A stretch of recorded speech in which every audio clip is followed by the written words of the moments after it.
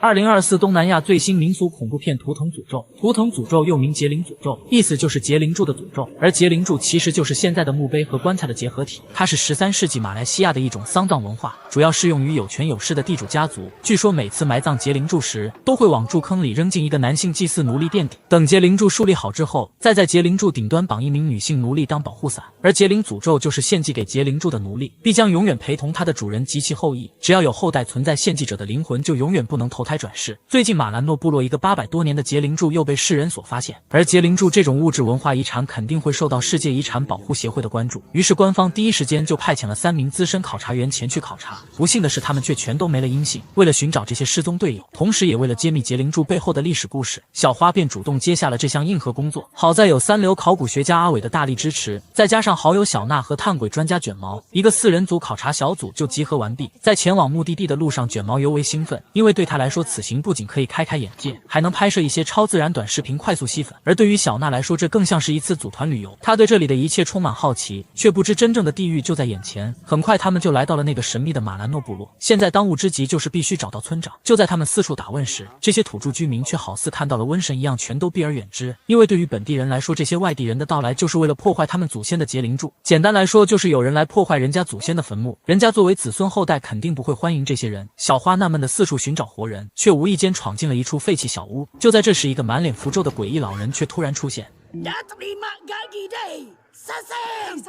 小花以为遇到了神经病，就找到同伴准备离开这里。还好村长及时找到了他们。村长表示那个老人是个会巫术的疯婆子，现在正到处施加诅咒害人。村长叮嘱4人一定要远离他。在村长的带领下，4人来到了村长家。没想到著名考古学家胡子叔早已等候多时，原来他也曾是小花的邀请对象，但是他明明已经拒绝了小花，那为何又突然不请自来呢？看来这背后肯定还有不为人知的小秘密。小花没有当回事，只当是胡子叔临时改变了主意。看到重量级人物的加入，小花的内心也踏实了不少。但是上一批失踪的考察队员却让他很是为难。为此，小花找到了村长，希望他伸出援手帮自己一把。村长看着到手的钱，就本着不要白不要的态度爽快答应。这时不远处的女孩正好示意小花过来，小花没有多想，跟着女孩走了过去。没想到女孩却拿出了一只蜻蜓让小花看，小花不停夸赞，可女孩却一个字也不说，更是一声不响的跳下了水。小花见状赶紧跳下去救人，结果却被水下的阿飘死死拉住小腿，而她正好就是那个女孩。很显然这个女孩就是个女鬼。大梦初醒的小花很是不解，但是现在要出发去找劫灵柱，她也就没有继续深想。而村长作为东道主，本该跟着大家一起去，但是这里有一个代代相传的习俗，那就是本村村长及死者家属禁止靠近劫灵柱。至于为什么，村长并没有过多解释。无奈之下，村长只得安排助理帮忙带路。村长助理将几人带到入口处便离开了。毫不知情的4人径直向里面走去，却不知他们早已钻进了村长的陷阱。很快他们就来到了之前考察队的露营地，前方还有一个废弃多年的高层老宅，而这个老宅也就成了他们临时过夜的地方。胡子哥找到了一本笔记本，至于他为何会拿这本，咱们稍后再说。卷毛则激动地进入老宅内部拍了起来，没想到还真拍到了一些灵异画面。突然一个白影出现在眼前，原来是前来启动发电机的阿伟。虽然有了照明，这里亮堂了不少，但灯光忽明忽暗，还是让人很是不安。就在这时，镜中却出现了一个和卷毛相同发型的骷髅头，而这也为后面卷毛的死埋下伏笔。卷毛因为没有看到，侥幸躲过一劫，可这诡异的环境还是把他吓得不轻。作为一名专业探鬼专家，卷毛急忙打开测试鬼魂存在的高级仪器，结果刚闭上眼，仪器指针就快速转动，看来这里肯定藏匿着不少鬼魂。此时胡子叔正在翻看白天找到的笔记，原来他的妻子就是前考察队的成员之一，而他来这里的主要目的并不是为了探索那个古老的劫灵柱，而是为了寻找失踪已久的贤妻。所以当他看到那些笔记本时，才会果断将这本收入囊中，因为这正是他妻子的笔记本，上面写着关于劫灵柱的诅咒，大概意思就是献祭给劫灵柱的人必将永远陪同他的主人及其后裔。不巧的是，后面的内容却莫名丢失。深夜胡子叔沉沉睡去，妻子却变成恐怖模样，呵斥他赶快离开。胡子叔被惊醒，吓出一身冷汗，他以为这只是一场噩梦，并没有当回事。但是4人刚进村时，巫婆也说过同样的话。那么大胡子妻子和巫婆为何会这样说呢？难道仅仅是想吓唬一下我们观众吗？还是这树林里确实就有妖魔鬼怪的存在？另一边，小花陪同小娜上厕所时，突然被一只手拉住了小腿，她本能的回头看去，不想小娜却出现在眼前。对方一脸惊愕的说：“前面那个人不是我。”小花半信半疑的转头。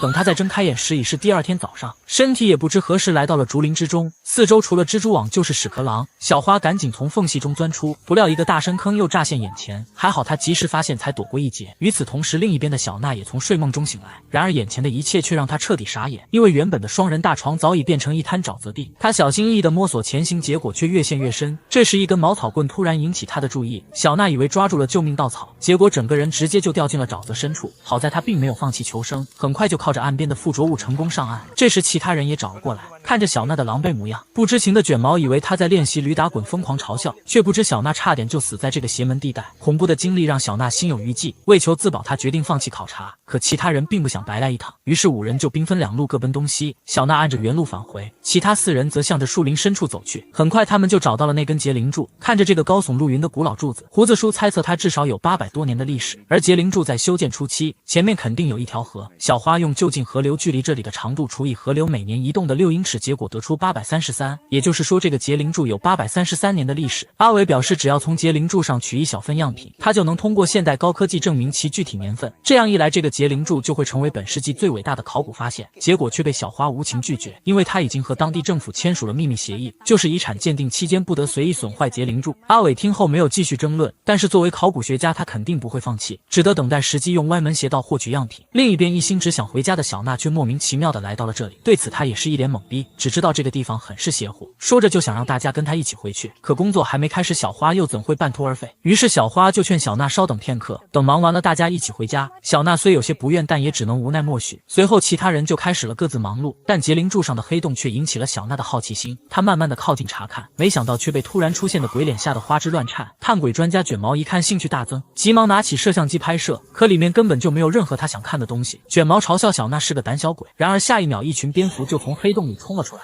这对常年和鬼打交道的卷毛来说自然不算什么，但是2个考古学家却对此一脸凝重，因为蝙蝠对马兰诺人来说就是不祥之兆，所以他们必须尽快完工。而阿伟也提前开始了行动，他偷摸来到结灵柱跟前割下一片样本，同时柱子里也传出女人的阵阵呻吟声。诡异的是，刚刚割下树皮的伤口处却冒出了大量黑色液体，随后阿伟就中邪般乱写乱画，还头也不抬的疯狂削铅笔。这时结灵柱里突然传出阵阵驼铃声，小花被声音所吸引，好奇的来到跟前倾听。就在他一无所获的准备离开时，却被迎面风吹进了黑色液体之中。等他再想离开时，神秘力量早已随着脚上的液体贯穿至全身。他慢悠悠的来到阿伟跟前查看，却被对方魔怔的表情吓得目瞪口呆，因为他削的根本不是铅笔，而是自己的手指。小花急忙上前阻止，可不痛不痒的阿伟却坚决反对。还好胡子叔及时给了他一个响亮耳光，阿伟才清醒了过来，霎时间钻心的疼痛就传遍全身。胡子叔见状赶紧找到布条给他包扎。经此一事，小娜也变得不再淡定，他呼吁大家赶快离开这个鬼地方。就在这时，结灵柱却突然倾斜，可小花却傻傻的一动不动，还好胡子叔及时将他扑倒。阿伟看着奇观被毁，便来到结灵柱前查看，没想到小手刚往上一放，结灵柱就直接砸了过来。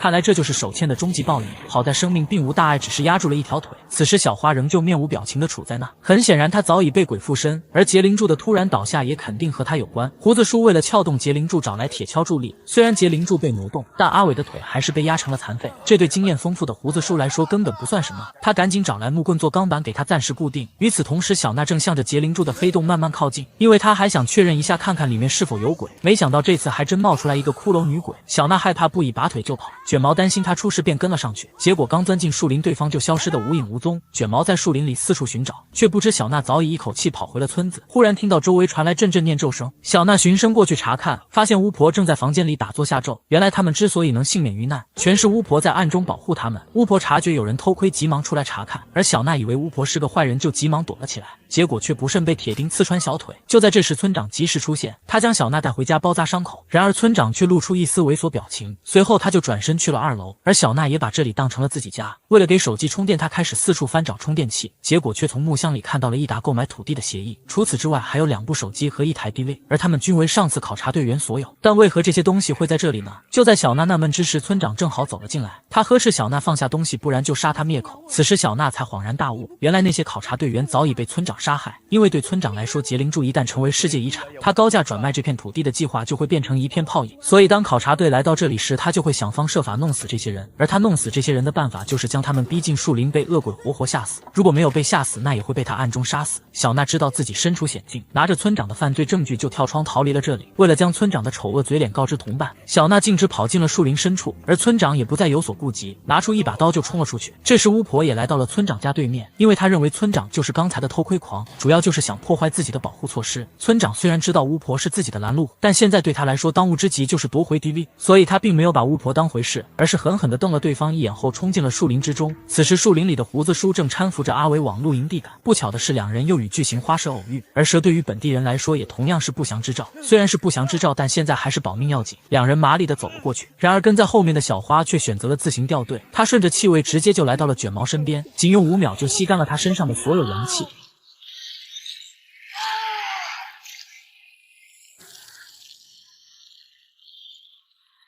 等巫婆再回到家时，代表卷毛的小人早已4分5裂，于是他便开始致力于保护其他4人。与此同时，胡子叔也把阿伟送到了露营地。阿伟担心小花出意外，便让胡子叔折回去找小花。没想到胡子叔却在途中看到了干瘪的卷毛尸体和已死多时的贤妻尸体。就在他准备大哭一场时，小花又幽灵般出现，而他自从沾到那些黑色液体后，就变成了另一个人。不管胡子叔说什么，他都好像丢了魂一样。而头顶的树枝上就站着被誉为死亡之神的猫头鹰先生。就在这时，小花好似感应到了什么，原来村长早已捉住小娜，他将小娜一番禽兽折磨，最后还不忘给她来上一刀。就在村长拿着 DV 准备离开时，被附身的小花却出现在眼前，他将村长一顿暴虐。事后又将其高高举起扔进土坑，另一手则控制结灵柱准备砸死他。没想到村长却快速跳了出来，随着结灵柱的站立，许许多多的鬼魂也从里面跑了出来，同时800年前的往事也重现眼前。原来附在小花身上的女鬼就是那个女孩，她叫马塔劳，曾是一名弃婴，后来被善良的老村长收养做了干女儿。老村长临终前叮嘱亲儿子好好照顾马塔劳，但心狠手辣的亲儿子却并没有履行老人的遗嘱，而是让女孩做了父亲结灵柱的女性奴隶。为了活命，她只得以小蜻蜓为食，但这肯定不能填饱肚子。就这样，女孩连饿带晒，痛苦地死在了柱子上，变成了含冤而死的厉鬼。为了发泄心中怨恨，她杀害了踏入这片树林的所有人，所以这里的村民才不敢靠近这里。而那些鬼魂很可能就是老村长的世代子嗣。另一边，巫婆也被女鬼的强大气场反噬。为了保护这些无辜的考察人员，同时也为了终止这段诅咒，巫婆跟随指引向着结灵柱走去。此时，女鬼正在暴虐村长，因为村长不仅杀害了小娜，还用同样的方法杀害了胡子叔的妻子。胡子叔一听此话，拿起铁锹就想灭了他。就在他准备下死手时，阿伟却跑了过来，因为他找到了笔记本上被撕下的部分，而诅咒的完整意思就是献祭给结灵柱的奴隶将永远陪同主人及其后裔，而且只要有后代存在，献祭者的灵魂就永远跟随。换句话说，就是老村长没了后代，女鬼就会消散，同时诅咒也会自动破解。而眼前的村长就是老村长的后代，所以现在只要杀死村长，女鬼就会彻底安息。就在这时，小花也恢复了短暂意识，她让胡子叔赶快离开这里。胡子叔一看小花恢复正常，就打算拉着她一起离开，没想到两人刚走2步，小花就再次被女鬼附身，她直接就将胡子叔推到了100米开外。等女鬼再想消灭村长时，却发现对方早已爬进了深坑。村长用匕首狠狠刺向结灵柱，而与结灵柱本为一体的女鬼也被迫离开了小花的肉身。女鬼来到跟前大声叫嚣，村长却对着结灵柱不停乱砍，逼她去杀人。身受重伤的女鬼只得服从命令，她将小花和阿伟吊上结灵柱。恰好巫婆及时赶到，她劝胡子叔赶快离开这里。胡子叔并不想做胆小鬼，他祈求巫婆去救自己的同伴。巫婆表示最好的办法就是杀死村长，因为他是老村长的唯一后代。就在小花和阿伟被吞噬的危机时刻，胡子叔及时给村长来了致命一刀。随着村长的死去，女鬼的魂魄也变成一只蜻蜓离开了结灵柱，同时诅咒也彻底解除，所有人全都露出了欣慰笑容。电影结尾，结灵柱的世界遗产身份被正式确立。然而揭幕仪式当天，小花和阿伟却再次听见了一个奇怪声音，原来小娜并没有死去，而是被当地村民救下，现在她又产下了村长的后代，这意味着一段新的诅咒又将再次诞生。最后简单梳理一下剧情，多年前马塔劳被当成女性奴隶绑上结灵柱，出于对老村长儿子的憎恨，他变成了一个愤怒的冤魂，肆意报复踏入这片森林的无辜人群。于是村长就利用这点残害考察团，阻止结灵柱成为世界遗产被充公，然后再高价转卖，从中牟利。不想灭了一波又来了一波，无奈之下他只得故技重施，结果人没赶走，却葬送了自己的性命。